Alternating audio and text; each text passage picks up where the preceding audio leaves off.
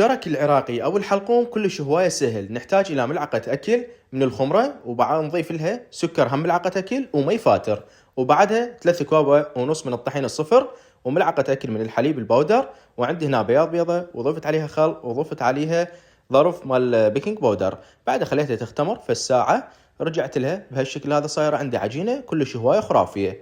أول شي اخذ شنقة بهالشكل هذا، نخلي الطحين ونفردها كل زين بهالترتيب. اهم شي تفردونها كل زين. هنا الحلقوم، طبعا انا مكثر كمية الحلقوم، كان من المفترض اني اقلل من كمية الحلقوم، لان تشوفون انتو اصحاب المعجنات بالمحلات مخلين نتفه، يعني ما مخلينه هواية مثل ما اني مخلي. اوكي يعني فسويته بهالشكل هذا وبهالترتيب الشكل المعتاد عليه. نخليها يختمرن، يلا نضيفها بالفرن، نضيف على الوجه مالتها.